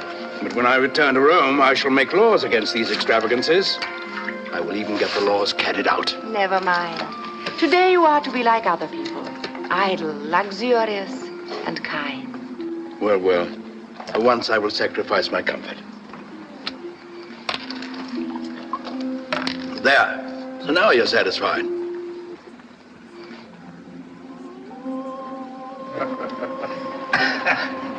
And you no longer believe I long for your departure for Rome. I no longer believe anything. My brains are asleep. Besides, who knows whether I shall return to Rome? Huh? What? 1 year of Rome is like another, except that I grow older. No better here in Egypt. The old men, when they're tired of life, say, "We have seen everything except the source of the Nile." Why not see that? Cleopatra, Will you come with me and drag the flood to its cradle, in the heart of the regions of mystery? Shall I make you a new kingdom and build you a holy city there in the great unknown? Yes, you shall. Now you'll conquer Africa with 2 legions before I finish the roast boar. No scoffing. This is a noble scheme. Come, let's name the holy city and consecrate it with Sicilian wine. Cleopatra shall name it herself. It shall be called Caesar's gift to his beloved. No. Something vaster than that. Something universal, like the starry firmament. Why not simply Cradle of the Nile? No, the Nile is my ancestor, and he's a god. Oh, I thought of something. The Nile shall name it himself. Let us call upon him all together. Send for him. Away with all of you.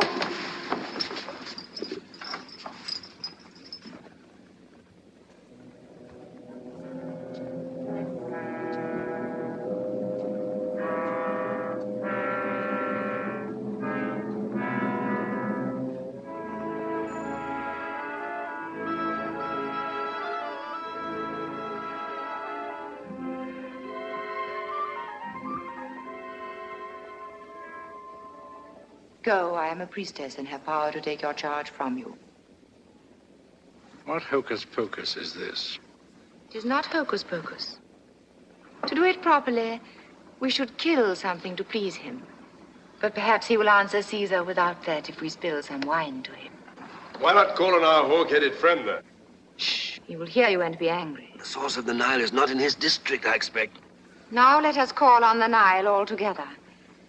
You must say with me, send us thy voice, Father Nile. Send us thy voice, Father Nile.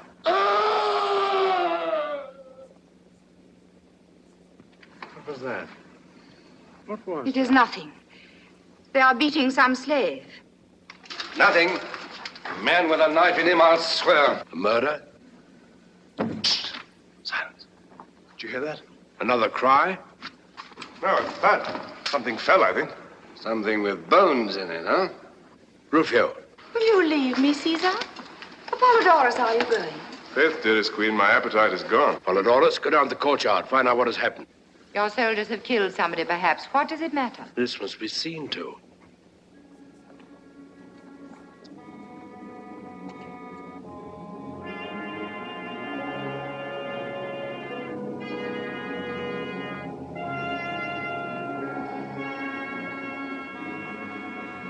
Is she drunk?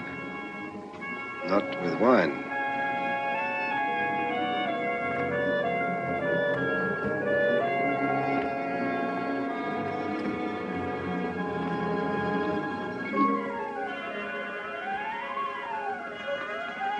The queen looks again on the face of her servant.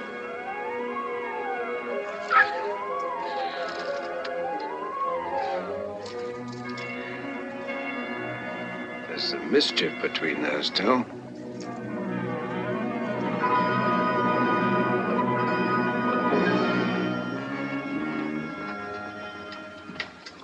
Cleopatra, what has happened? Nothing, dearest Caesar, nothing. I am innocent. Dearest Caesar, are you angry with me? Why do you look at me so? I have been here with you all the time. How can I know what has happened? That is true. Of course it is true. You know it is true, Rufio. I shall know. Presently. Caesar, remember, your bodyguard is within call. Why do you allow Rufio to speak to me so? You should teach him his place. Teach him to be my enemy and to hide his thoughts from me as you are now hiding yours. Why do you say that, Caesar? Indeed, I am not hiding anything. You are wrong to treat me like this. I'm only a child, and you turn into stone because you think someone has been killed. I can't bear it. But there, I know you hate tears. You shall not be troubled with them. Only, I am so silly. I cannot help being hurt when you speak coldly. Of course, you are quite right. It is dreadful to think of anyone being killed or even hurt. And I hope nothing really serious. What has frightened you into this? What have you done? Ah, That sounds like the answer. I have not betrayed you, Caesar, I swear it. I know that. I haven't trusted you.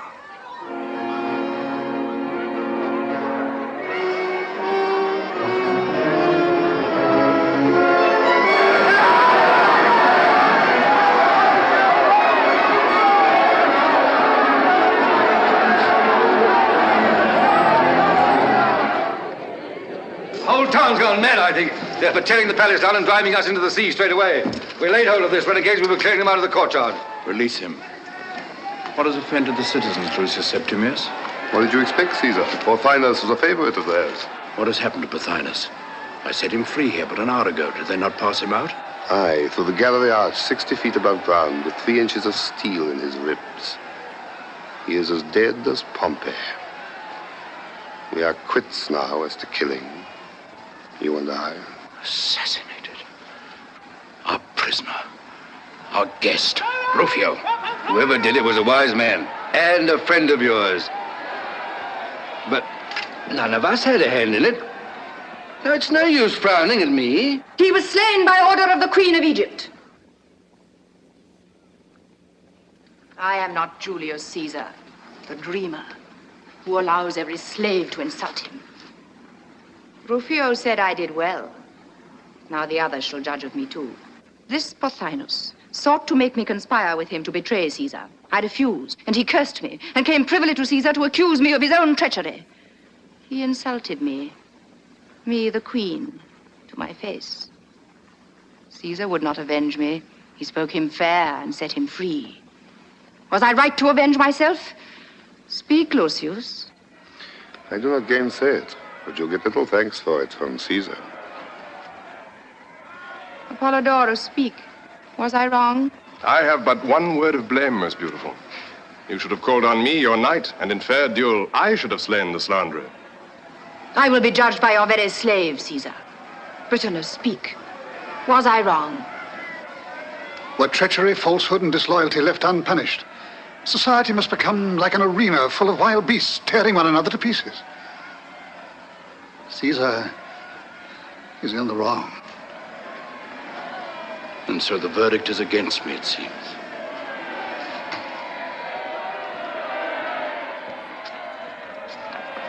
Listen to me, Caesar. If one man in all Alexandria can be found to say I did wrong, I swear to have myself crucified on the door of the palace by my own slaves. If one man in all the world can be found, now or forever, to know that you did wrong, that man will have either to conquer the world as I have or be crucified by it. Do you hear? These knockers at your gates are also believers in vengeance and in stabbing. You have slain their leader. It is right that they should slay you. And so to the end of history, murder shall breed murder, always in the name of right and honor and peace, until the gods are tired of blood and create a race that can understand. Let the Queen of Egypt now give her orders for vengeance and take her measures for defense, for she has renounced Caesar. You will not desert me, Caesar. You will defend the palace. You have taken the powers of life and death upon you. I am only a dreamer. But they will kill me. Why not? In pity. Pity? What has it come to this so suddenly that nothing can save you but pity?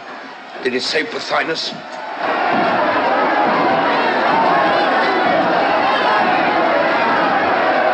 Caesar, enough of preaching. The enemy's at the gate. And what has held him baffled at the gate all these months?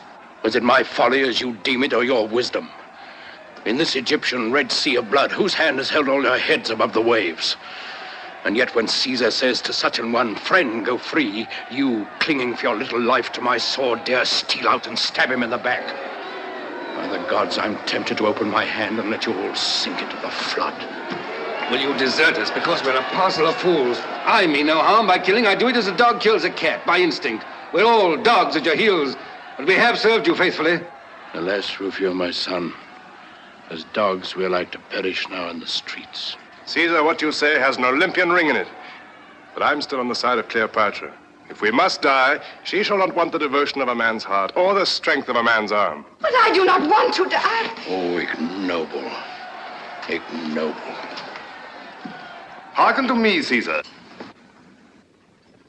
It may be ignoble, but I too mean to live as long as I can. Well, my friend, you are likely to outlive Caesar. Does Caesar despair? He who has never hoped can never despair. Caesar, in good or bad fortune, looks his fate in the face. Look it in the face now, and it will smile as it always has to Caesar. You presume to encourage me? I offer you my services. I will change sides if you will have me. But at this point? At this point. Do you suppose Caesar is mad to trust you? I do not ask him to trust me until he is victorious. I ask for my life and a command in Caesar's army.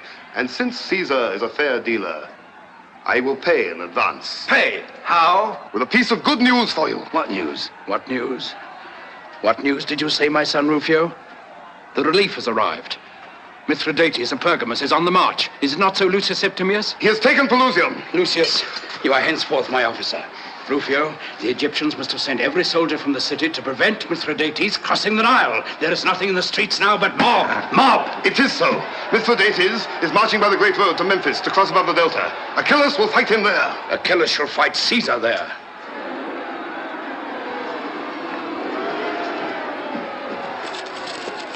See, Rufio. Here is the palace. Here is the theater. Now you take 20 men and pretend to go by this street. And whilst they're stoning you, out will come the cohorts by this and this. My streets are right, are they, Lucius? Aye, that's the pig market. Yes, I saw them the day we arrived. Britanus, tell Petronius that within an hour, half our forces must take ship for the Western Lake and see to my horse and armor. With the rest, I shall march round the lake and up the Nile and catch Achilles in the desert. Lucius, give the word to start. Apollodorus, lend me your sword and your right arm for this campaign. Aye, and my heart and life to boot. I accept both. Are you ready? Ready for art, the art of war. Come, it is something like business. Is it not, my only son? You understand about the streets, Rufio? I think I do. I'll get through them at all events. Caesar! Caesar! Have you forgotten me? Oh, I'm busy now, my child, busy. When I return, your affair shall be settled. Farewell. Be good and patient. That game's played and lost, Cleopatra. And the woman always gets the worst of it. Go follow your master. A word first. Tell your executioner that if Pothinus had been properly killed in the throat, he wouldn't have called out. Your man bungled his work. How do you know it was a man? It wasn't you. Oh, you were with us when it happened. Was it she? With her own hands? Whoever it was, let my enemies beware of her. Look to it, Rufio. You who dare make the Queen of Egypt a fool before Caesar. I will look to it, Cleopatra.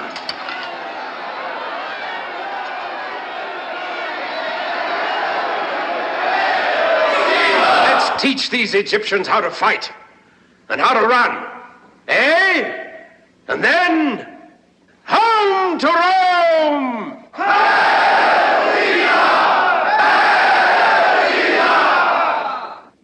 Ta-ta-tita!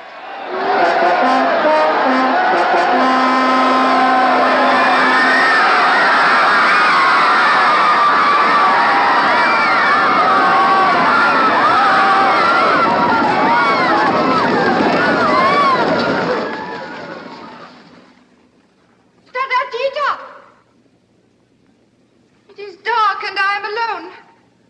Come to me. Ta-ta-tita!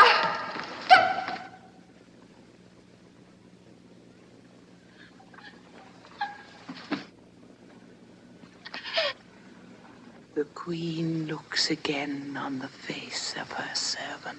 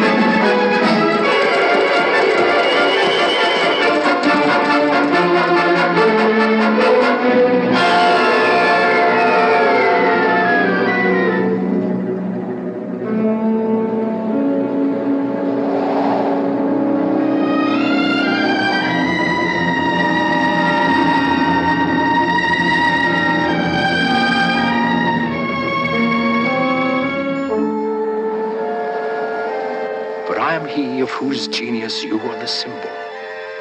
Part brute, part woman, and part God.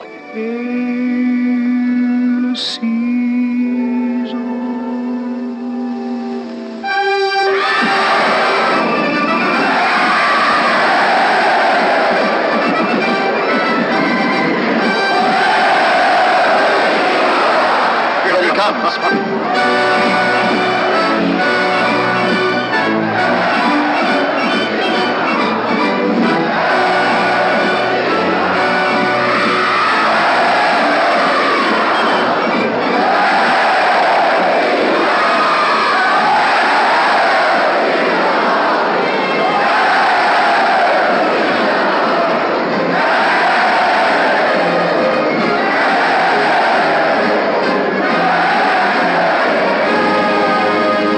I see my ship awaits me.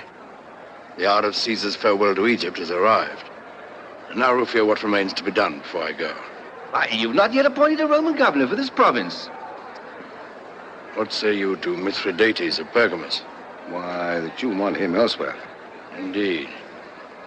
Well, what do you say to yourself? I, a governor? Are you dreaming? Do you not know I'm only the son of a freedman? Has not Caesar called you his son?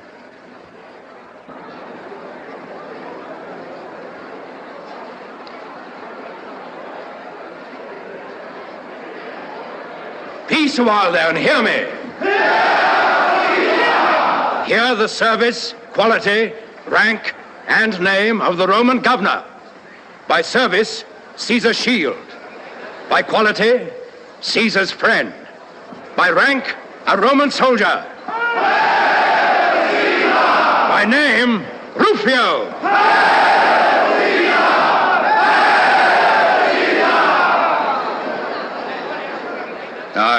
I'm Caesar's shield. But what use will I be when I'm no longer on Caesar's arm?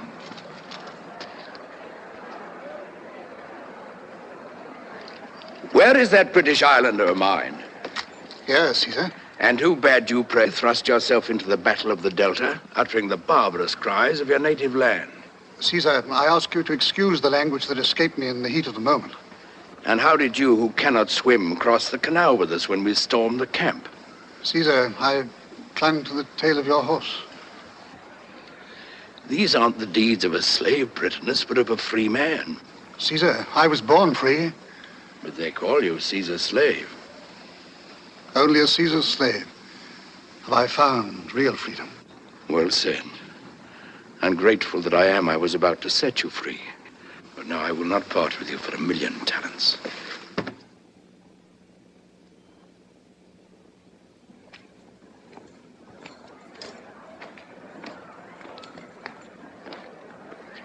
That Roman knows how to make men serve him. Apollodorus, I leave the art of Egypt in your charge. Remember, Rome loves art and will encourage it. I understand, Caesar. Egypt must pay her tribute to Rome in art. Mm-hmm. Now, what else have I to do before I embark? There's something I cannot remember. I wonder what it can be. Well, it must remain undone. We must not waste this favorable wind. Caesar, I'm loath to let you go back to Rome without your shield. There are too many daggers there. It matters not. I've always disliked the idea of dying. I'd rather be killed. Farewell, Rufio. Farewell. Farewell, Apollodorus.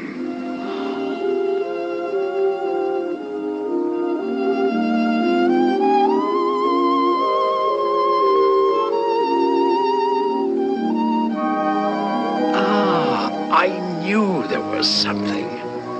How could you let me forget her, Rufio?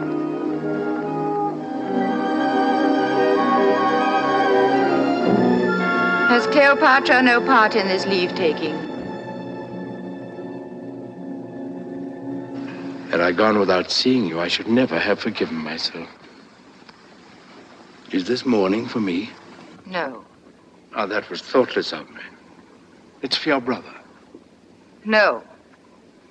For whom, then? Ask the Roman governor whom you have left us. Rufio?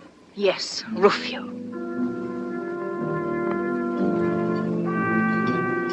He who is to rule in Caesar's name, in Caesar's way, according to Caesar's boasted laws of life. He's to rule as he can, Cleopatra. He's taken the work upon him and will do it in his own way. Not in your way, then. Without punishment, without revenge, without judgment. Now, that is the right way, the great way, the only possible way in the end. Believe it, Rufio, if you can. I believe it, Caesar, but look you, Cleopatra had a tigress that killed men at her bidding. I thought she might bid it kill you someday. So, without malice, I only cut its throat. That's why Cleopatra comes to you in mourning. He has shed the blood of my servant Patatatita. Upon your head be it, Caesar, as upon his, if you hold him free of it. On my head be it, then. But it was well done, Rufio. Come, don't be angry with me. I'm sorry for that poor Tita. Ah, you're laughing. Does that mean reconciliation? No, no, no. Only it is so ridiculous to hear you call her Tota Tita. As much a child as ever, Cleopatra. Haven't I made a woman of you after all? Oh, it is you who are a great baby. You make me seem silly because you will not behave seriously. But you have treated me badly, and I do not forgive you. Bid me farewell. I will not. I will send you a beautiful present from Rome. Beauty from Rome to Egypt, indeed. What can Rome give me that Egypt cannot give me? That's true, Caesar. If the present is to be really beautiful, I shall have to buy it for you in Alexandria. You're forgetting the treasures for which Rome is most famous, my friend. You cannot buy them in Alexandria. What are they, Caesar? Her sons. Come, Cleopatra, forgive me, and bid me farewell. And I will send you a man. Not old and ripe for the knife, not hiding a bald head under his conqueror's laurels, not stooped with the weight of the world on his shoulders, but brisk and fresh, strong and young, hoping in the morning, fighting in the day, and reveling in the evening.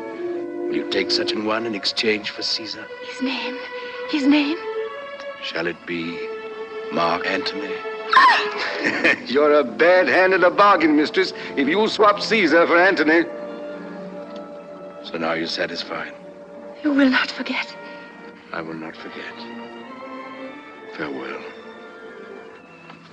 I do not think we shall meet again.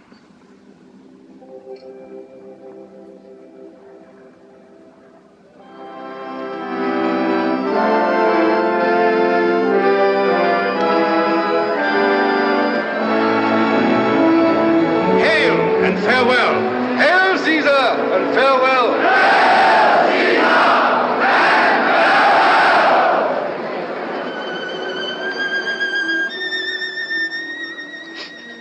No tears, dearest queen. They stab your servant to the heart.